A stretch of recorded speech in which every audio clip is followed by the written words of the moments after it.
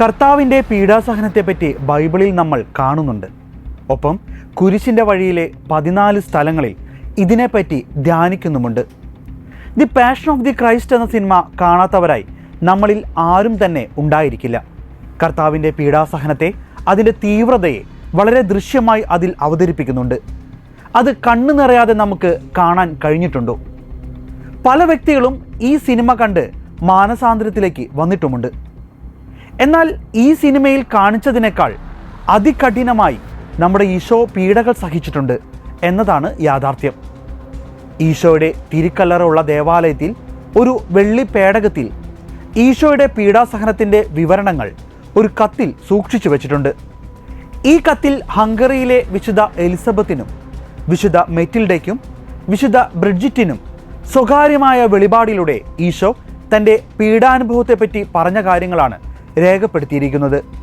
ഗെത്സമനി മുതൽ കാൽവരി വരെയുള്ള അവിടുത്തെ വേദന നിറഞ്ഞ യാത്രയിൽ അവിടുന്നേറ്റ പ്രഹരങ്ങളെയും അവിടുത്തെ പരിഹസിച്ചവരെയും പറ്റി വളരെ വ്യക്തമായി വെളിപ്പെടുത്തി കൊടുക്കുന്നു.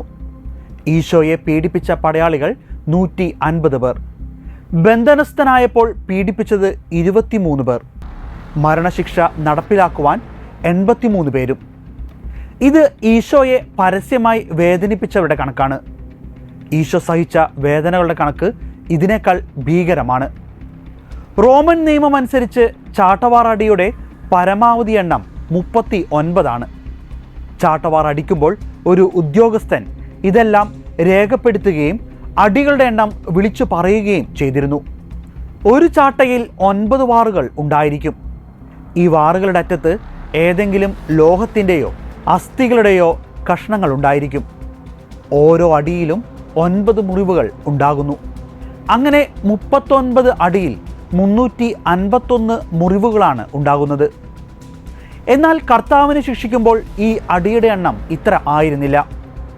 150 പ്രാവശ്യം തലയിൽ അടിയേറ്റു, തോളിൽ 80 തവണ ചവിട്ടേറ്റു, 108 തവണ പടയാളികൾ അവിടുത്തെ ഉദരത്തിൽ തൊഴിച്ചു, മുഖത്ത് 108 തവണ പലരും തുപ്പിയത് മൗനമായി ഈശോ സഹിച്ചു.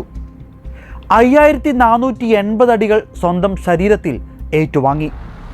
72 മുള്ളുകളുള്ള കിരീടം അണിഞ്ഞ് നിലത്തു വീണും ശിരസിൽ അടികിട്ടിയും നടന്നപ്പോൾ തലയോട്ടിയെ ഭേദിച്ചുണ്ടായ മുറിവുകൾ 17. 150 കിലോഗ്രാം ഭാരവും 15 അടി ഉയരവുമുള്ള കുരിശും താങ്ങി കാൽവരിയിലേക്ക് യാത്ര. അതിനിടയിൽ 3 തവണ നിലം പതിച്ചു. 17 മണിക്കൂർ ഒരു തുള്ളി വെള്ളം പോലും കുടിക്കാതെ ദാഹാർത്തനായി കഴിഞ്ഞു. മുനയില്ലാത്ത 3 ആണിയാൽ തറയ്ക്കപ്പെട്ടു. 5480 മുറിവുകൾ തൻ്റെ ശരീരത്തിൽ ഉണ്ടായിരുന്നുവെന്നാണ് ഈശോ വെളിപ്പെടുത്തിയത്. അതിൽ അസ്ഥിയോളം ആഴത്തിൽ 150 മുറിവുകൾ ഉണ്ടായിരുന്നു. രക്തം വാർന്നും ശ്വാസം കിട്ടാതെയും 3 മണിക്കൂർ കുരിശിൽ തൂങ്ങി.